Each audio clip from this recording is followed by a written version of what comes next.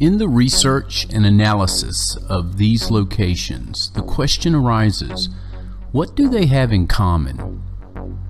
Well, they are part of what is known as the ancient Great Alignment. It's also been called the ancient Great Circle. So, what is a great circle? Great circles are straight lines that go all the way around the center of the Earth. For example, the equator is a great circle. And other than the equator itself, any great circle crosses the equator at two antipodal locations, 180 degrees apart.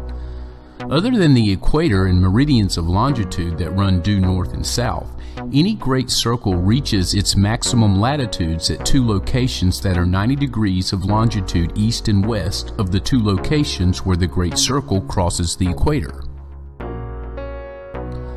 Easter Island, the Paracas Drawing, Nazca, Ollantay Tambo, the Paratori Pyramids, Dogon Country, Tassili Nejar, and Giza are all aligned on a single great circle. Additional ancient sites that are located within 1/10 of 1 degree of this great circle include Petra, Persepolis, Khajuraho, Paya, and Sukhothai. Near Ollantay Tambo, Machu Picchu and Cusco are within 1/4 of a degree, as well as Mohenjo-Daro in the Indus Valley. The ancient Sumerian city of Ur and Angkor temples in Cambodia and Thailand are within 1 degree of the Great Circle. The Angkor temple at Preah Vihear is within 1/4 of a degree. The circle crosses over the source and the mouth of the Amazon, the dividing line between Upper and Lower Egypt, the mouth of the Tigris and Euphrates, the Indus River, and the Bay of Bengal near the mouth of the Ganges. The circle also crosses over a number of areas of the world that are largely unexplored, including the Sahara Desert, the Brazilian rainforest, the highlands of New Guinea, and underwater areas of the North Atlantic Ocean and South Pacific Ocean and the South China Sea. The alignment of these sites is easily observable on a globe of the Earth with a horizon ring. Aligning any two of these sites on the horizon ring will align all of these sites on the ring. These 4 images are centered on the 2 locations where the Great Circle crosses the equator and the 2 locations where the Great Circle reaches its maximum latitudes. The circle crosses over the equator at 48 degrees 36 minutes west longitude and 131 degrees 24 minutes east longitude. The maximum latitude of the circle is 30 degrees 22 minutes north latitude at 41 degrees 24 minutes east longitude and 30 degrees 22 minutes south latitude at 138 degrees 36 minutes west longitude. When Masons came to America, they practiced their trade in the same way they had in Europe, embedding secret codes within the design and foundation of the American colonies. Some believe this may account for the geographic location of the 5 great Revolutionary War cities. In particular, Boston, New York, Baltimore, Philadelphia, and Washington, D.C. have all been built in perfect alignment along the eastern seaboard.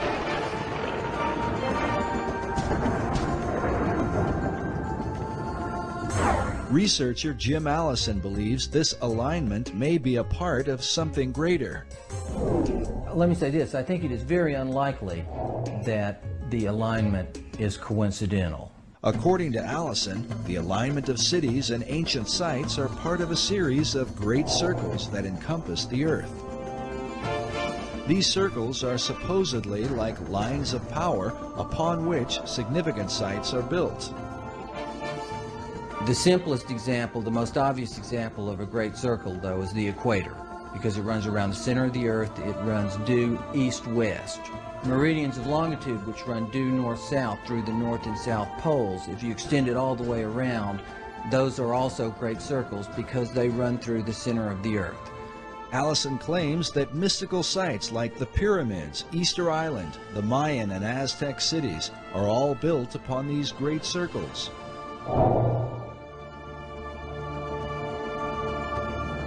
In addition, one of these great circles contains the 5 cities that date back to the era of the American Revolutionary War. Washington, D.C., Philadelphia, Baltimore, New York City, and Boston are in fact aligned. They're fairly close together. The distance from Washington, D.C. to Boston is 400 miles. And as a result of that, you can see the alignment just on a flat map, because the curvature of the Earth is not so much over that distance to distort it. But on a three-dimensional map, it's even clearer. But is this just a curious coincidence, or could there be some hidden meaning behind it? In the 1920s, an Englishman named Alfred Watkins noted a series of straight tracks or lines upon the Earth's surface that seemed to connect the ancient monuments and holy sites around the world. What he found was that in a number of cases, a number of these monuments were aligned in dead straight lines that extended from a few miles to, in some cases, many miles. He coined the term ley lines to describe and to explain these alignments. Watkins believed that there are some type of grid lines that run through the Earth, lines of energy or magnetism or electromagnetism or some other kind of attraction over the Earth, and that's what he described as ley lines. Watkins believed that the builders of these sites were aware of these lines that ran through the Earth, and that they intentionally built these monuments on these lines. While Watkins' findings were not openly received by all, his views have been most often embraced by members of the esoteric community.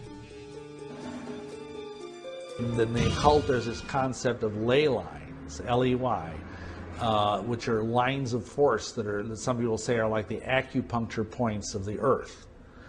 And you always want to build things on a ley line. All of the great cathedrals of Europe are built upon these ley lines, which are like currents of power. These currents of power are thought to have magical significance. Some believe they act as portals for spirits to travel to and from the ancient monuments that fall within these alignments. But the question remains, were such power lines important to the builders of early American cities? Were they aligned with a secret purpose in mind?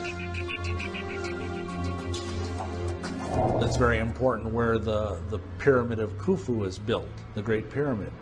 And it's very important where Stonehenge is built. There are several great circles that ancient monuments are aligned with. And in some cases, ancient and modern development is aligned with. Extending the alignment from Boston to the northeast towards Europe, the alignment crosses over the Atlantic and crosses into England and crosses over Stonehenge, which of course is one of the more significant monuments certainly in England and arguably anywhere. Can it be coincidental that the early colonists built these 5 cities in perfect alignment with each other and in perfect alignment with Stonehenge?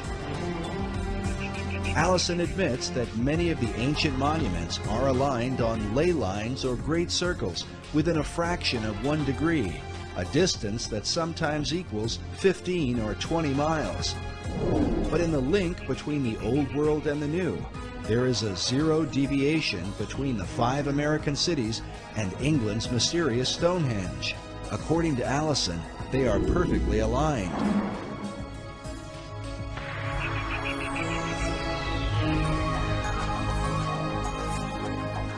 Can such a perfect alignment be unintentional, or the result of some natural attraction of ley lines in the Earth? There's some dispute about that amongst people who studied these ley lines as to whether the builders were aware of an attraction and they built it for that reason, or whether there was possibly an attraction that they were unaware of, but nonetheless caused them to build these sites in alignment. But the simple fact is they are aligned. But the evidence continues. America's capital city, Washington, D.C., is said to be positioned on the 77th meridian west, considered a sacred location referred to as God's longitude. In his book, Marking Time, author Duncan Steele argues that the early expedition of Sir Walter Raleigh, known for the lost colony at Roanoke, was not quite the failure it seemed to be. Raleigh's intent, according to Steele, was not really to establish a colony, but rather to capture God's longitude by locating the 77th meridian. The goal of the occultist who understands these concepts is to have things exist within the sacred harmonies of the earth. And if indeed they believe that the 77th meridian was somehow very sacred, then it would be incredibly important for them to plant their flag there. In Washington, D.C. is even found Meridian Hill, said to mark the precise location of the sacred longitude. Raleigh himself was a member of Bacon's secret society in England. Was he sent on a mystical journey so that America might be designed according to esoteric principles from the beginning? And how many others came ashore as a result of the Baconian influence?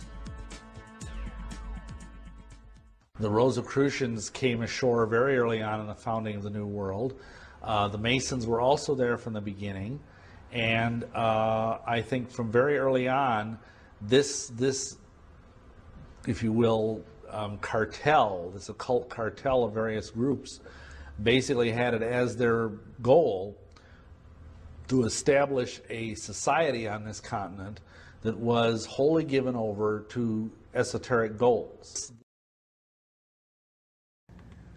Ancient sites do harness energy. We're going to see a variety of sites that do this. The first one we're going to talk about is menhirs, or standing stones. And I want you to just primarily look at them. There's not a whole lot to say except how beautiful they are. A person is only about this tall, so this gives you a sense of how huge some of these are. These stones are able to harness energy coming up out of the earth and ripple it out into the surrounding countryside in expanding circles. And that energy, as we're going to see, actually has positive benefits for people's health, has positive benefits for vitality. There's many, many things that these stones will do for you. And they harness an energy of consciousness, an energy that will actually help us to become more evolved, more intelligent, and more psychic. And it's just a phenomenal feat that they would actually be able to take these giant stones and get them to stand up like this in the first place. With the equipment that was supposedly available to them at the time, this is quite a stunning accomplishment. Dolmens are the next thing we're going to look at, and dolmens are actual cellars where you have stones built into a room. The purpose of these, and they are all over the place, they're in France, they're in Scotland, they're in Ireland, they're in England, is that you go inside and you meditate. And what it does is it captures energy from the earth and it concentrates it and focalizes it inside under this area here. And so you're sitting in there meditating and you get this big energy blast. And so look at that. Now how in the world, I mean the weight of this stone is so tremendous and it has stayed there for all these thousands of years. It never fell over, regardless of earthquakes or whatever happened. It's still there. And you can see another dolmen right over here. I mean, that's a side view of it, and here it is from the front. It's astonishing that they don't fall over, but yet they don't. Some of them are a lot more organized, where they actually have breathing holes, and then it's all kind of built in on itself. So this is a big cosmic energy chamber. You really get a big blast going in underneath one of these and meditating. The next one we're going to talk about is barrows. Barrows are mounds, and they exist in America as well as in England. The ones that I'm showing you now are all going to be in England. It doesn't look like much except just a big round dome. But the interesting part is, and you can see how pyramidal that one is, the interesting thing is that many of them have entrances, and you can actually go through the entrance and go inside, and there's a big round room inside. And you meditate inside the room, and once again, you get this big spiritual energy blast when you go in there. Now, they're not only single mounds, sometimes they become elongated mounds. And this is all related to tailoring the energy coming out of the earth.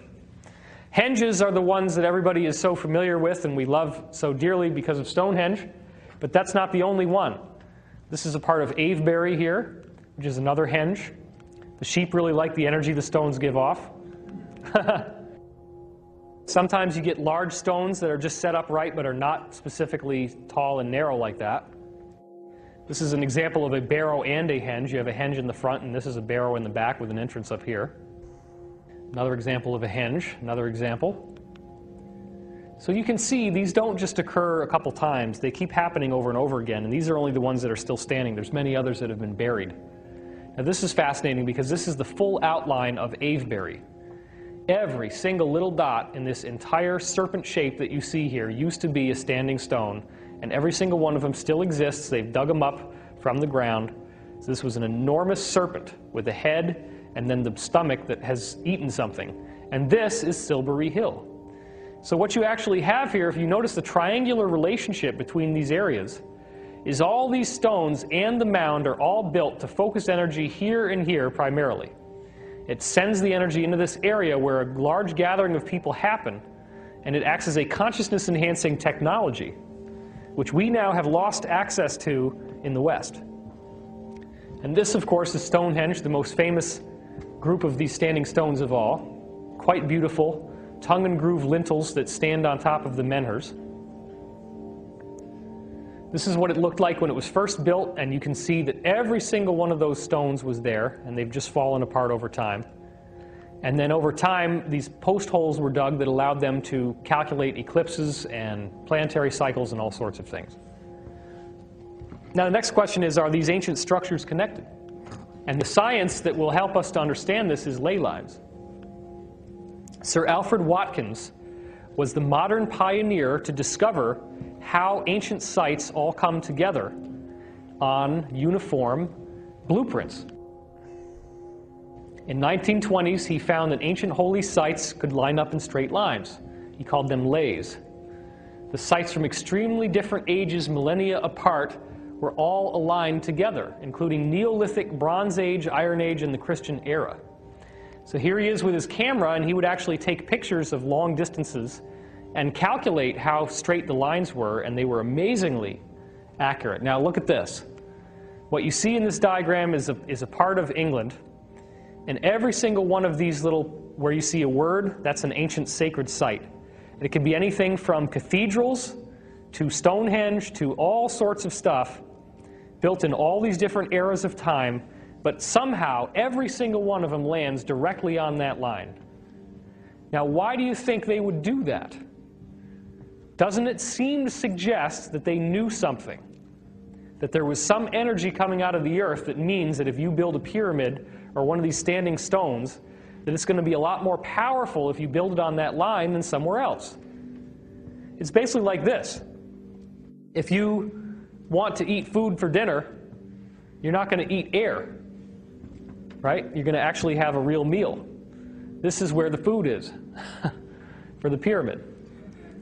So if you want your object to work, if you want your structure to work, you build it where the energy is, so it can harness the energy that you built it to make for you.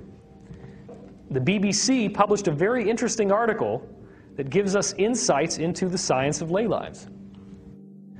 The area again is Gloucestershire, and here's the line that we just saw before, and then you can also see there's another line there, which also has many, many ancient sites on it.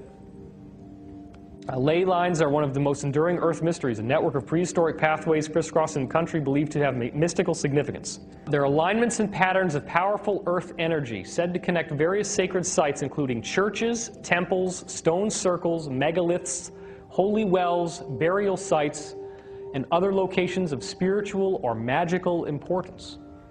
Major prehistoric structures of higher importance can frequently be found to occupy locations where two or more leys intersect with each other. Alleged ley lines are often identified by spiritualists dowsing with rods. These methods are questionable in their accuracy, so the alleged placement of ley lines should be treated with some skepticism. Well, thankfully, that might have been true if all you had was dowsing, but what we actually have is a worldwide map of all the ley lines and why they're there. because it's all based on geometry. We're going to get to that right now. Hyperdimensional grid effects. The first place that we go to understand how all these ley lines connect together around the world is we got to find where all the weirdest stuff happens on the planet. Ivan Sanderson did that by investigating a massive number of disappearances of ships, which is marine, and aircraft. These ships are marine vessels that are sailing through the ocean, and all of a sudden they're gone. And there could be somebody sailing behind them and they seem to vanish. They don't know where they went.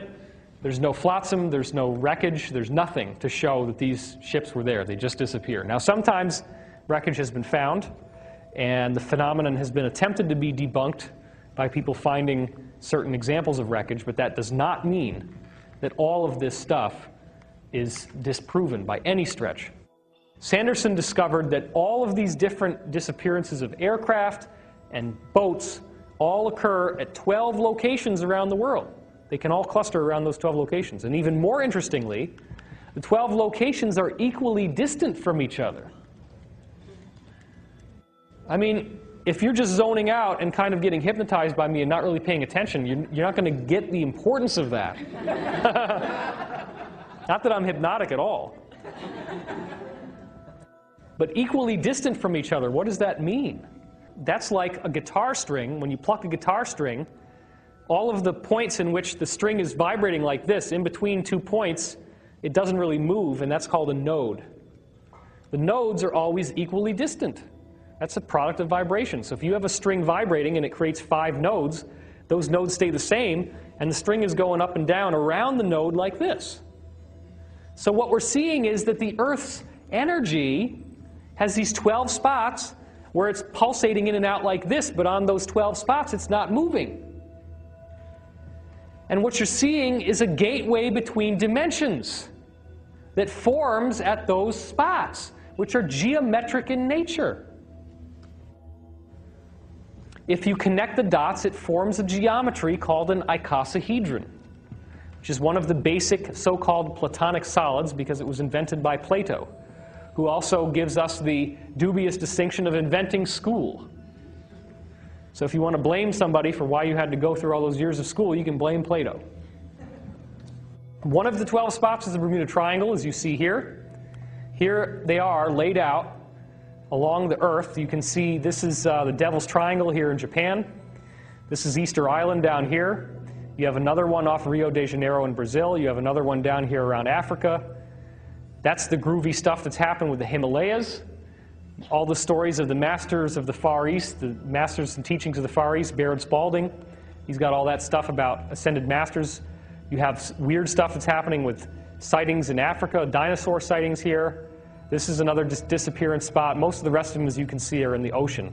The only 2 that are on land are in Africa and here in the Himalayas. You had a question? Isn't that where that one in the Pacific Ocean, isn't that where the Great Garbage Patch is sitting? Yes, actually that's true. The Great Garbage Patch is right over here because this is an area in which all the ocean currents circulate called the doldrums.